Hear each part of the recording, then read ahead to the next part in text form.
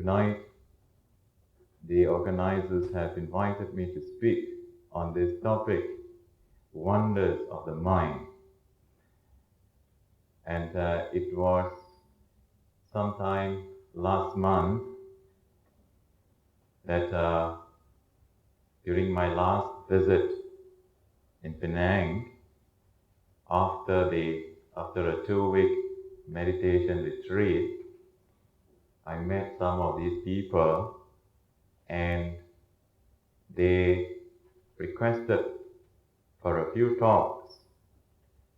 So I thought, I do not mind to come and share a little of my experience with them.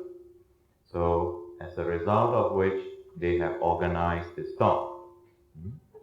So I must thank them for organizing this talk, for giving this opportunity for me to share a little of my experience with you all, especially after spending some time quietly and seeing how devoted some of the Penangites serve the monks.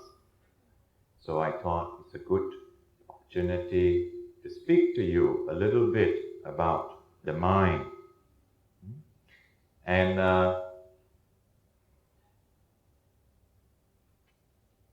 perhaps many of you would have already become acquainted with the wonders of the world. And it has been a little more than 12 years now since I took a turn to look within and from the mysteries of science, from the wonders of the microscopic world to the wonders of the mind. And in the process, I have also had the opportunity to see some of the wonders of the world. And when I was taken to the Niagara Falls, the Empire State Building, I was shown all these places before I became ordained.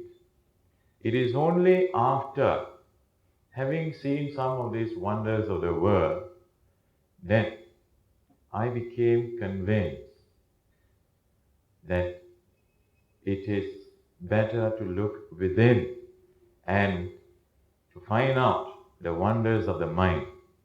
After all those wonders of the world are but a product of the human mind. How the human mind can create, how creative the human mind can be. And in this process, looking within, I had spent a little time here and there in different corners of the world to spend a few days, couple of weeks in the woods, in the forest. After seeing the life in the city, I would retreat back, and then so that I don't be too engrossed with the city life.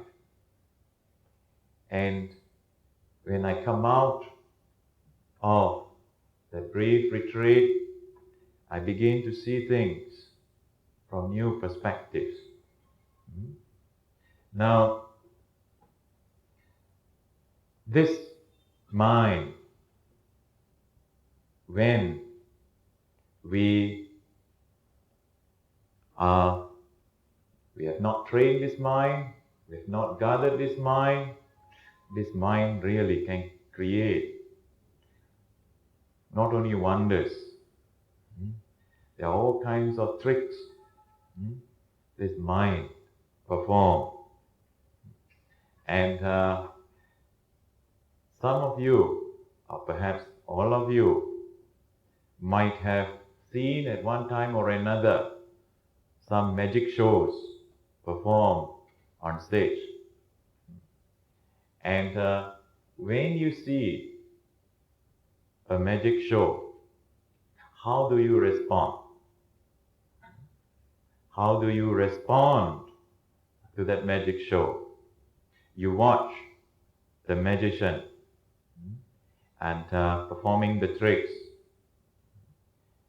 When he takes out something, your eyes very keenly watch there, and then he starts to say a little words, abracadabra or something, and you, upon saying these few words, then suddenly you see a rabbit come up. Oh, everybody stretch their neck, open their eyes, and open their mouth. Wow!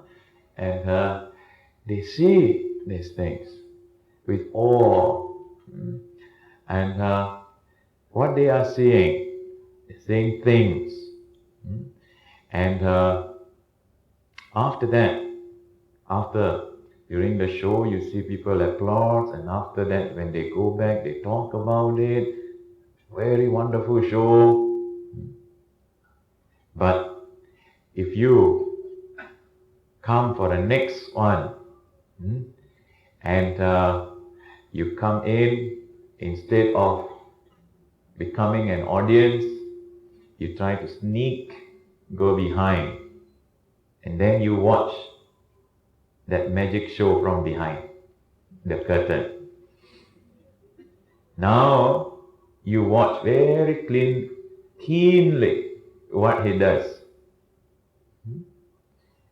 You see all the tricks, the holes here, the concealed holes there, and pockets here and there, concealed ones.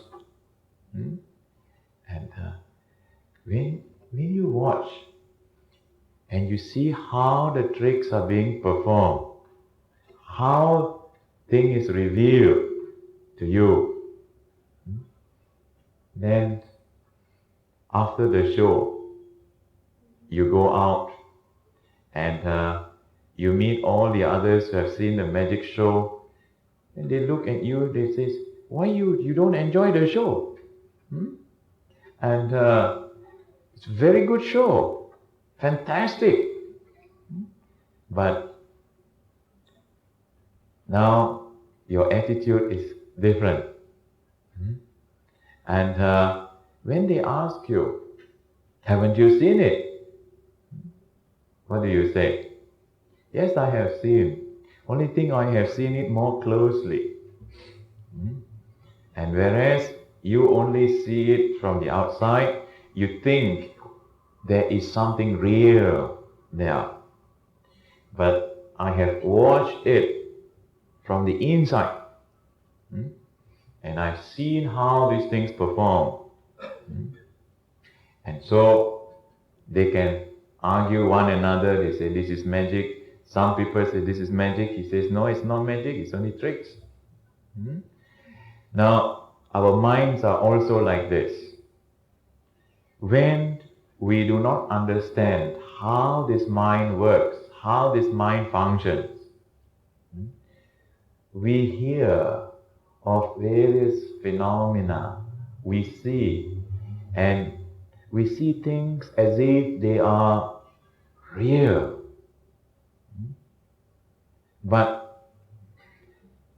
And we cling to it. As a result, we cling to it, and then we start imagining things. And when you get the opportunity to understand a little bit of your mind, you begin to see things clearer, and there's no more magic. There's no more real wonders anymore. It is the nature of the mind. how, when the mind functions, it reveals to you what are all the things around us. There are certain signs, and there is certain significance in the signs. But how we interpret these signs, certain things becomes real when we experience certain kind of effect, certain kind of result. We look at certain thing, maybe a very pleasant object, a beautiful object, and what kind of result is reflected in our minds? Certain pleasant feelings arise in our minds. Then we think the thing is real. If we take a closer look at it, take anything for that matter that is nice and beautiful. You have a new car, very beautiful. And when you start the car, after a little while, something wrong somewhere, and you have to take it to parts. You just put all the parts outside. Then, where is the beauty? Similarly, the human body is also like that. You dress up very beautifully and put all kinds of decorations and all kinds of colors also to look beautiful. But when you start analyzing this body, breaking up into its various parts, where is the beauty? Now see how the mind deludes us, because this mind that is untrained, untamed, is very wild. Delusions generates delusions in the mind. Imaginations. That is why we find in the Dhammapada, Buddha explains the nature of this mind. He says, Pandanang chapalam chittang durakkang dunivarayam. What is that? It says, the mind is of this nature. Pandanang chapalam. It is a flickering, it's a flitting mind.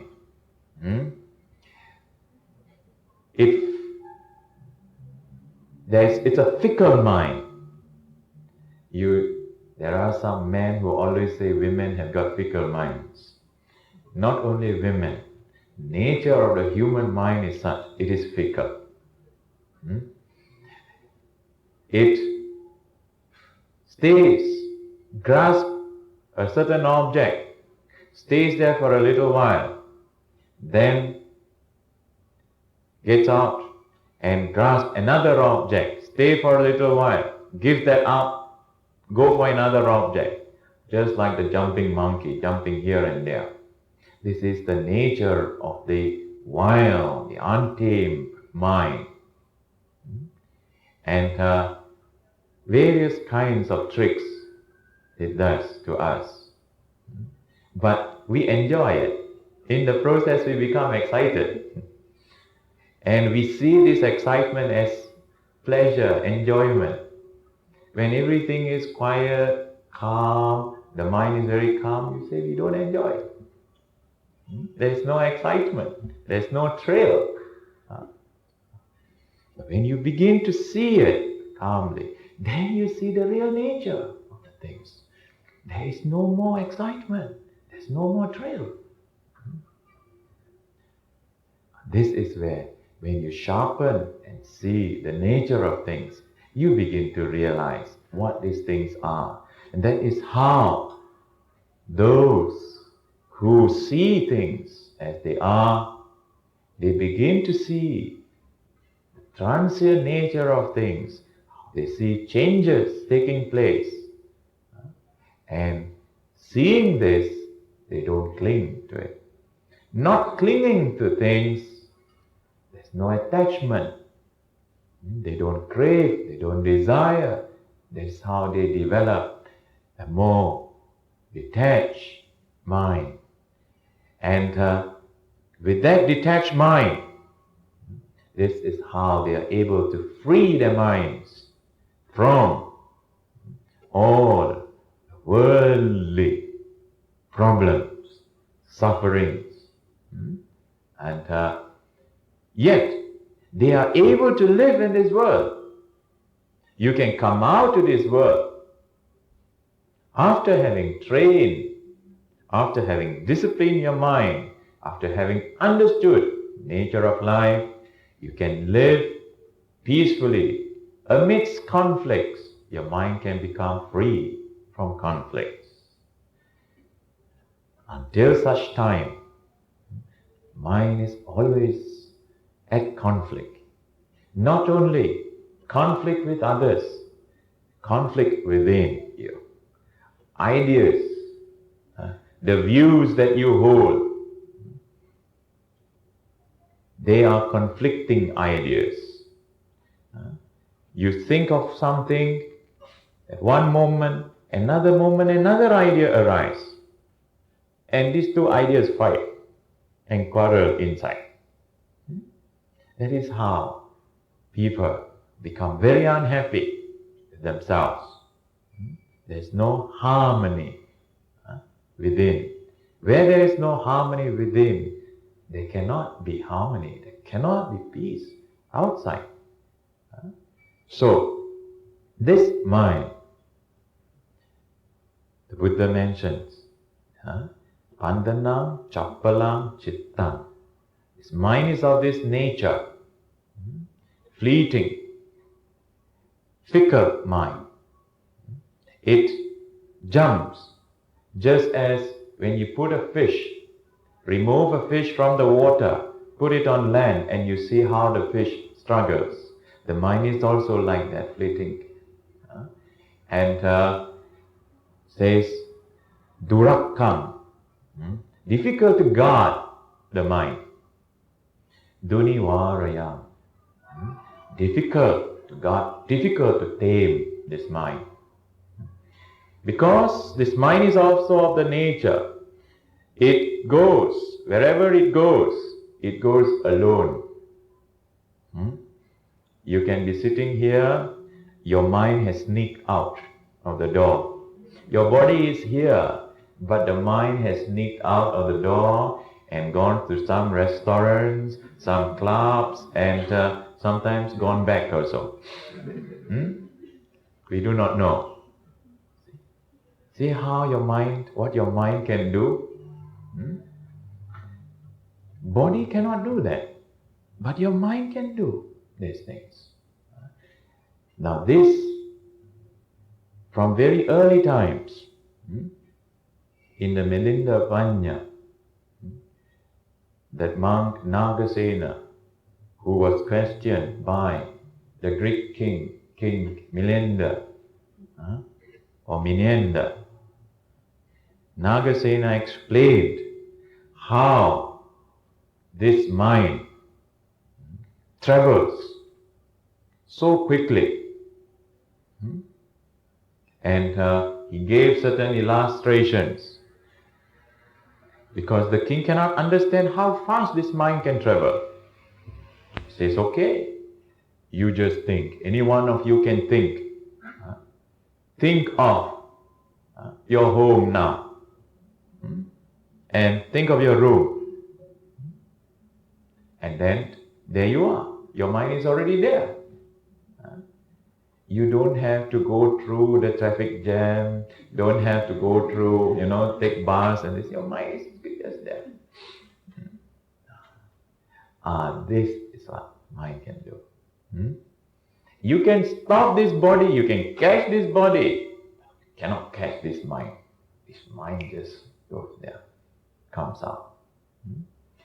This is where, when we are not careful, when we have not trained, not guarded this mind, This mind, before we train this, we have to guard this mind.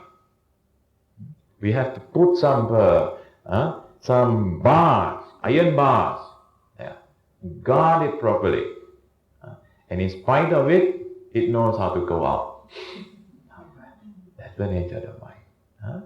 This is where formerly there were various kinds of religions, various kinds of philosophies. They tell the people, you cannot go to this place, you cannot go to this place of worship. And they were physically hindered to go out. Yeah, you can stop them physically, but their minds, you cannot stop the floodgates of the mind. Mind goes out. That is why today people are searching, looking out for other various kinds of philosophies, studying them. Nobody can stop us. And we have nowadays, when we talk about Buddhism, we have various schools, various books to read. But we must be careful to choose. And otherwise, upon reading, hearing here, reading there, confusion arises in the mind. How to get rid of this confusion? When this mind is confused, it creates all kinds of ideas, all kinds of imaginations in the mind. And when you listened, now after listening to a talk, to this talk, I ask you, suppose I ask you this question, have you understood the content of this talk? There will be some of you who say yes. Then I call up one by one. What have you understood? Of course, not in the presence of all of you. Then I record what he has understood. Then I call another one. What have you understood? You will find that sometimes they explain things that I have never said and never mentioned. Why? Because when they hear something, when you hear something, without properly listening, without properly following the trend, the ideas, the full ideas, your mind associates with something else that you have heard, something else that you have read, something else that you have experienced. So, you think you know. And you, oh yes, I know that. What he says, I know, I understand. Another person has got some other experiences, some other background. He also listens. He also catches another angle and then develops on that. This is why when you listen, any talk for that matter, and if you think you understand, that's not enough. Because different people will have different ways of looking at it. That is why there should be certain occasions for you to come together and what you have heard, what you have read, you come and discuss. Clarify your doubts. This is where not only listening, but there should also be discussion. Dhamma desana, Dhamma sākaccā. It is only when you have the opportunity to discuss. Now how are you going to discuss? You need to have, in order to discuss, you need to have at least a few others, associates, good association, who has some understanding already about Buddhism. Otherwise, there cannot be any discussion. Of course, there are some very genuine groups here and there in the country that I see. They all call themselves discussion group. When you ask them to discuss, they don't know. Huh? And they read from some books. That is not discussion. So you must give some people who have already learned something, and then when you get them together, then you can discuss. If you have also read, others have also read, you have heard, then you discuss. In this manner, you will be able to clarify certain doubts, certain views that you have been holding in the past. To straighten out one's views. This is how you straighten out your mind. I remember recently, Chief Reverend was mentioning that the most unique gift in man or in human being, what is that? What is it that distinguishes man or humans from all other beings? What is it? It is the mind, the ability to think, to reason, intellect. That is it that distinguishes human being from all other beings. That term man or manusya is derived from the Pali Sanskrit term manas. Thinking mind. That is why we have to think. But what to think, how to think, this is where there are all kinds. And being endowed with this power to think, some have abused their minds. And they think instead of thinking straight, they have thought in various crooked ways. That is why we find human beings have become very dangerous animals. They lie, they rob, kill, cheat others, and which even some animals don't do. Do you see animals lying one another? And do they steal things? Yes, some do steal. But they steal for only certain. For when they are hungry, when they cannot, they kill. Why do they kill? They kill for food. Look what human beings are doing now. What are they killing for? For food? They have enough food. They've got nothing to do. Holidays. Go fishing. Go hunting. Kill for fun.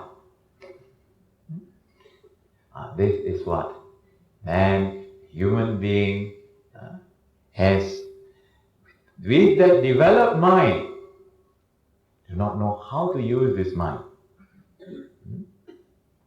And abuse this mind. When they abuse this mind, naturally, it becomes difficult for them to think straight. Naturally,